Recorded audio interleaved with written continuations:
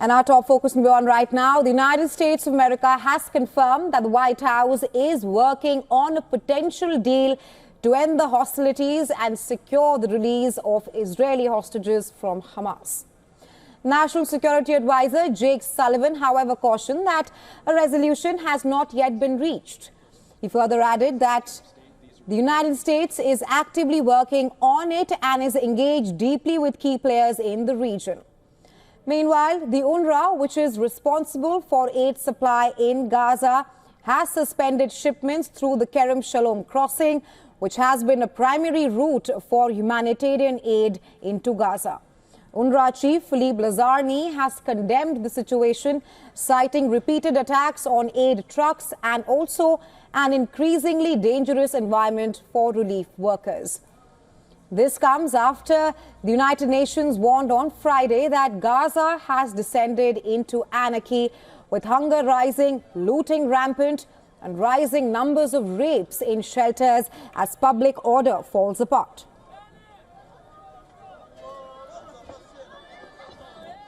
Here in Gaza, there is famine. We are dying of hunger and there are many thieves, swindlers, injustice, hatred and theft. Why? Because there is no government, oversight or accountability. Meanwhile, leaders at the 45th Gulf Cooperation Council Summit in Kuwait issued a call for immediate and comprehensive ceasefire in Gaza.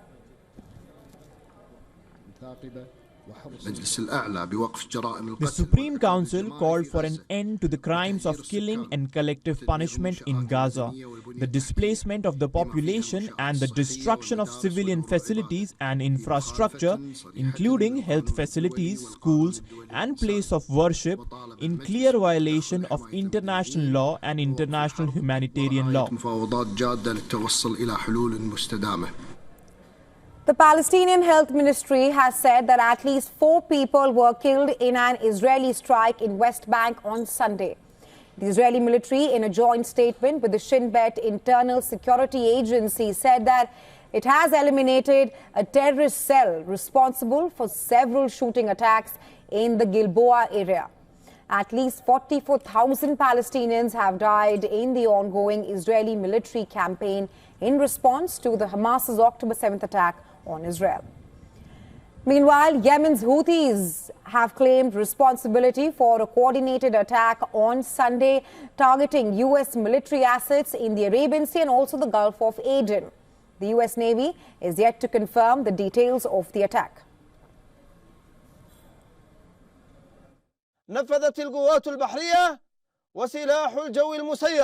The naval forces, drone air force and missile force of the Yemeni army carried out a significant and joint military operation targeting an American destroyer and 3 supply ships belonging to the US military, the Stena Impeccable, the Maersk Saratoga and the Liberty Grace.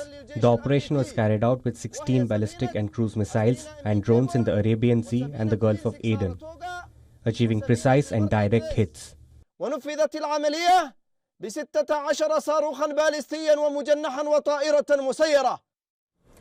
And for more on this, we are now being joined by our correspondent Jody Cohen. She's joining us live from Ranana. Hi, Jody. Now, has there been any progress on a ceasefire and hostage release deal in Gaza, with the United States of America confirming that the White House is working on a potential deal to end the hostilities in Gaza? Tell us more. Hi, Raisha. So over the weekend, Israel continued to strike Hamas targets, and Hamas took responsibility for a shooting attack on a civilian bus by Ariel. Hamas also released a psychological video of American hostage Idan Alexander, and Idan was reading from a script and urged the Israeli and US governments to secure a hostage release deal.